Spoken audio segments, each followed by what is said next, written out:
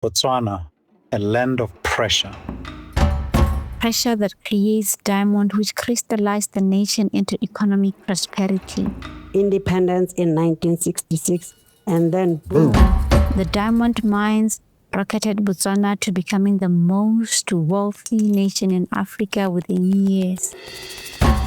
Now, this totem representing African culture and independence is on a collision course with economic ruin. Desperately trying to diversify its economic portfolio before it's too late.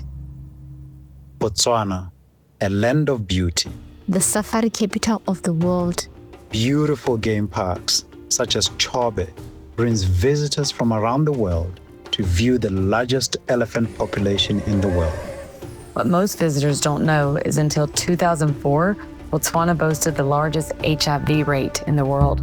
Now it just holds the title to the highest rate within a developed nation.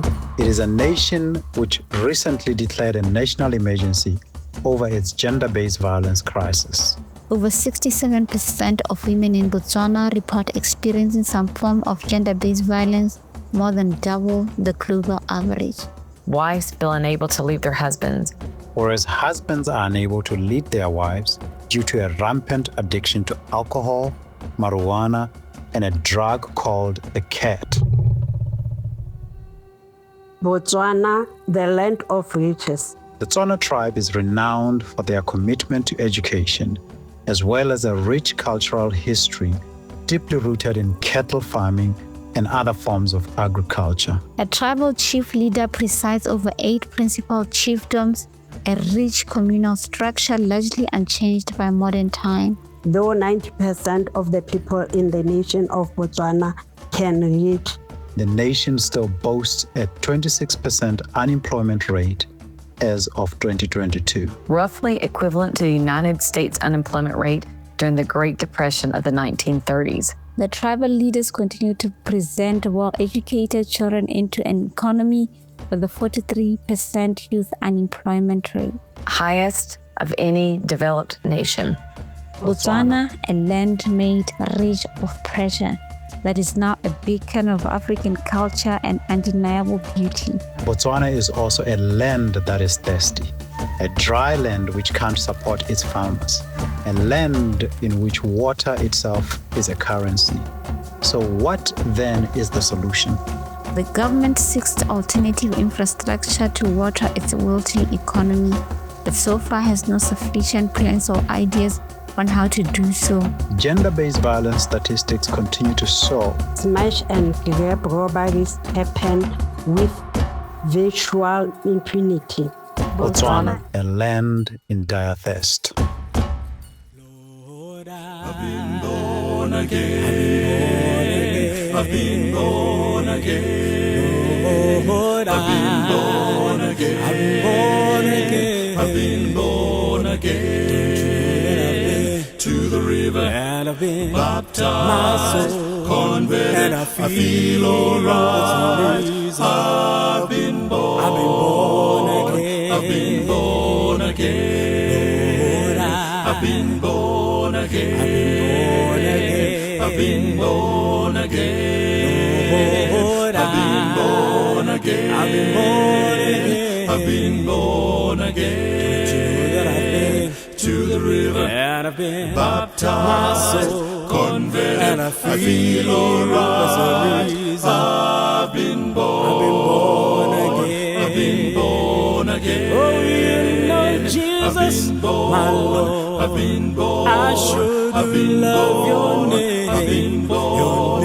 I've been born. I've been born. I trust. I've been born. My Lord. I've been born. And if you had me die, my soul would not be saved. I've been born. That's the reason I've been born again. Healthy Families Foundation is fundamentally one couple. We are Percy and Ashley Taba, founders of the Healthy Families Foundation.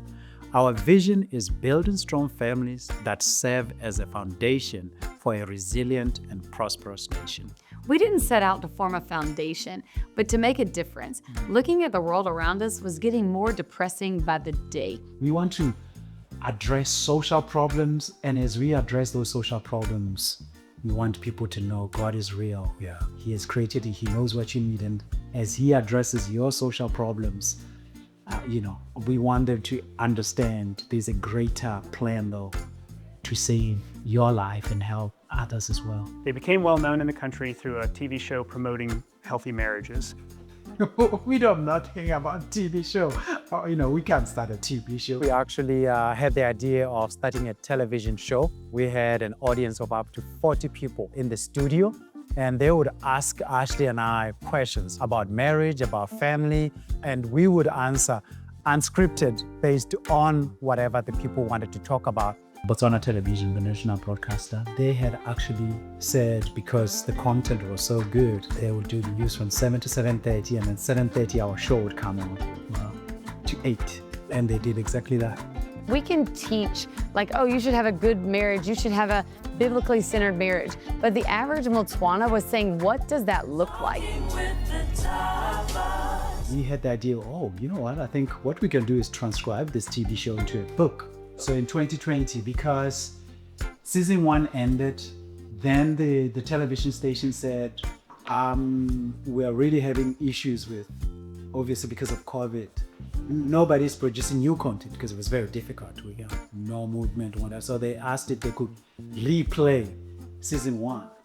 That's brilliant. So when they replayed season 1, that coincided with us transcribing the book and then getting sponsorship from government to print our first 1,000 copies.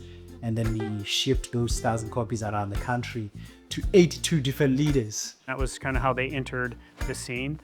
Well, they've leveraged that to church planting machine, where people come to know the Lord, find local leadership out in the tribal areas, and then they provide a curriculum, which we paid for and printed.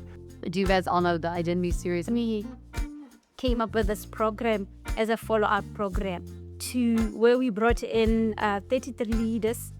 We trained them for 5 days. The idea was that if people understand their identity, they would know how to communicate, they would know how to parent, they would know how to treat their spouses, they would know that they shouldn't be abusing other people. So we brought in this pastors and lay leaders from different churches, teach them, and then sent back to the community to facilitate in small groups.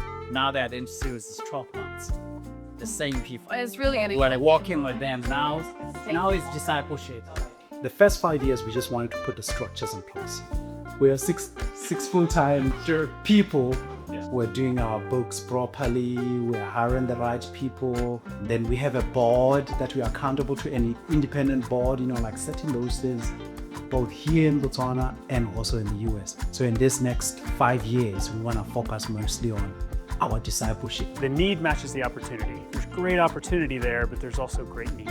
Imagine being a couple raising 3 kids and you're trying to run a national ministry that's just blown up on you. So they have 5 staff, not counting Percy, who are incredible. We interviewed every one of them. We talked to them, very sharp, very smart, integrating AI. They have a great digital presence. The accountability of their finances is top notch. And at CBC, finance one of those staff positions. And they really need that to take the admin burden off of them. So I think we need to prioritize that. Next, helping them print materials to get it into the hands of these people that helps disciple them.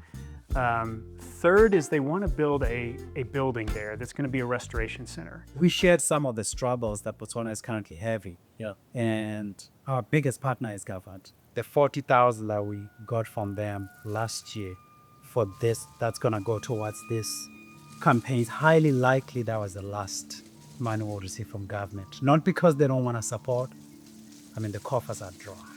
This is a central hub to continue the work we are doing and amplify that work. What we're going to really focus on here is called people like you who already know the HFF work and you've already seen it working because you have volunteered to lead other people. So we're going to be calling you, the leaders, to come here and say, okay, now we train together, we exchange what's working, what's not working, and then you go back to your region, hoping as well that it will grow into the regional SADC.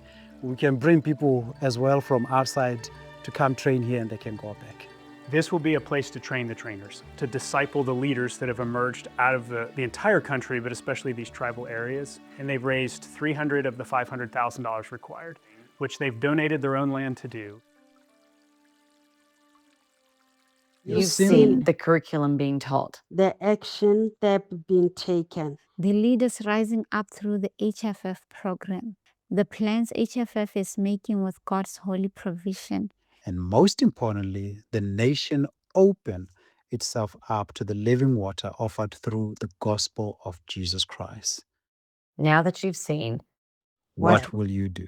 Amazwi omusa ayangifundisa ngamazwi amahle wona ayamangalisa.